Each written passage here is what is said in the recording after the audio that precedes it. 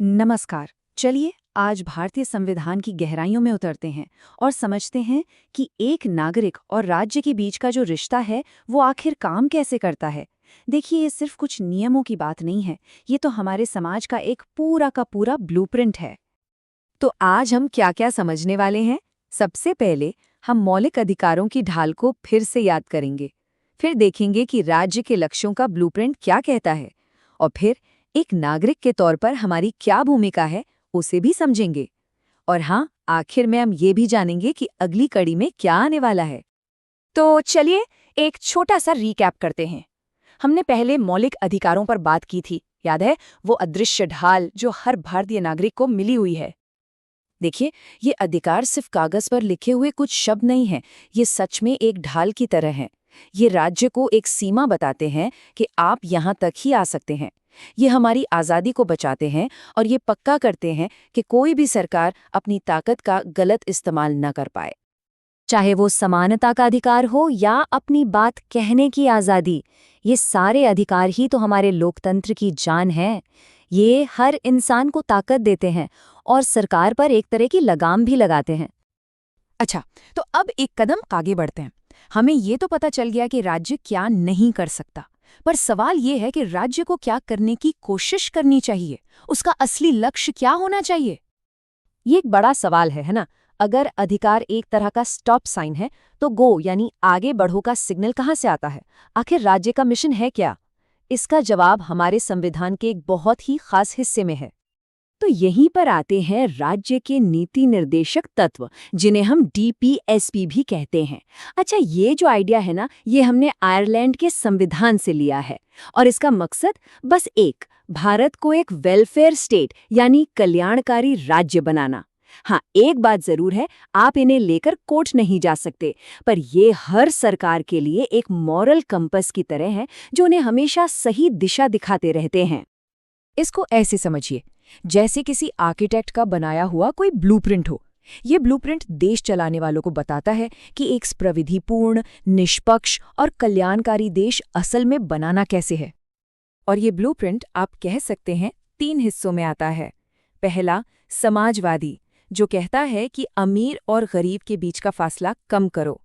दूसरा, गांधीवादी, जो गांवों को आत्मनिर्भर बनाने और छोटे उद्योगों की बात करता है। और तीसरा, उदार बौद्धिक, जो यूनिफॉर्म सिविल कोड और विश्व शांति जैसे आधुनिक विचारों को बढ़ावा देता है। चलिए कुछ उदाहरण देखते हैं। आर्टिकल 38 सरकार से कहता है कि लोगों के कल्याण के लिए काम करो। आर्टिकल 40 जमीनी स्तर पर लोकतंत्र यानी ग्राम पंचायतों की बात करता है। और आर्टिकल 51 हमें दुनिया में शांति के लिए कोशिश करने को कहता है। तो आप देखिए, इसका दायरा कितना बड़ा है, गांव से लेकर पूरी दुनिया तक।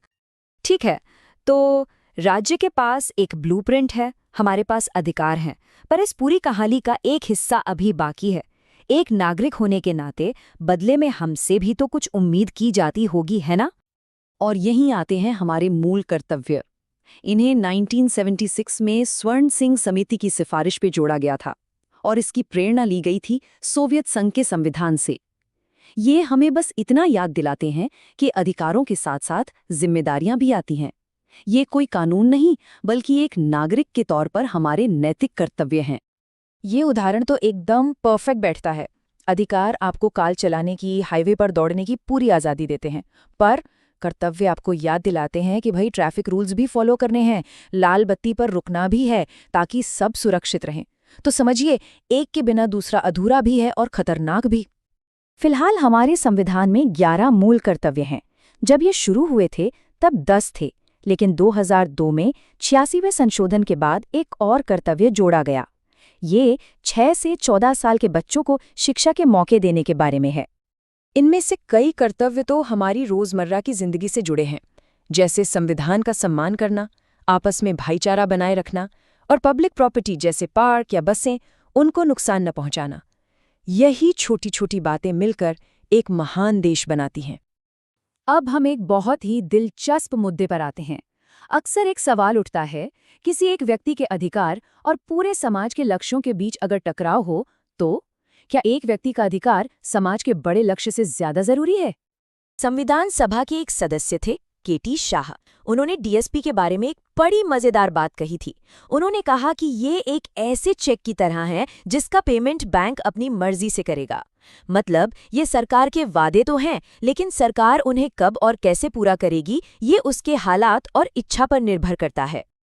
चलिए इस टेबल पर एक नजर डालते हैं, इससे सारी बात साफ हो जाएगी। एक तरफ है मौलिक अधिकार जो कानूनी तौर पर लागू होते हैं, व्यक्ति की रक्षा करते हैं और पॉलिटिकल डेमोक्रेसी की गारंटी देते हैं। दूसरी तरफ है निदेशक तत्व जो समाज के लिए लक्ष्य तय करते हैं, कोर्ट में लागू नहीं होते और सोशल और इकोनॉमिक डेमोक्रेसी का सपना देखते हैं। तो फिर जीतता कौन है, व्यक्ति या समाज? इस पर सुप्रीम कोर्ट ने मिनर्वा मिल्स केस में एक बहुत ही शानदार जवाब दिया। कोर्ट ने कहा कि ये कोई लड़ाई नहीं है। मौलिक अधिकार और निदेशक तत्व एक ही गाड़ी के दो पहिए हैं। अगर एक भी पहिया कमजोर हुआ तो देश की गाड़ी आगे नहीं बढ़ सकती। मतलब संतुलन ही सब कुछ है। तो अब तक हमने क्या समझा? हमारे पास अधिकार हैं जो हमारी ढाल हैं, हमारे पास लक्ष्य हैं जो देश का ब्लूप्रिंट है, और हमारे पास जिम्मेदारियां हैं जो हमारे कर्तव्य हैं। लेकिन सवाल ये है कि इस ब्लूप्रिंट को असलियत में कौन बदलेगा? असली बिल्डर कौन है? बस यही हम अपने अगले सेशन में जानेंगे। अगली बार हम सीधे भारत के पावर सेंटर में चलेंगे, यानी संघ की कार्यपालिका। हम जानेंगे कि राष्ट्रपति के दस्तखत में कितनी ताकत है, प्रधानमंत्री और उनकी टीम देश कैसे चलाती है, और आखिर वो कौन सी मशीनरी है जो 140 करोड़ लोगों के इस देश को हर रोज चला रही है। इसे मिस बिल्कुल मत कीजिएगा। और मैं आपको इसी सवाल के साथ छोड़े जा रहा हूं। जरा सोचिए, अगर अधिकार हमारी ढाल हैं और निदेशक तत्व एक आदर्श समाज का ब्लूप्रिंट है, तो फिर इस ब्लूप्रिंट पर इमारत खड़ी करने वाला वो निर्माता कौन है? इसका जवाब हम अगली बार ढूंढेंगे।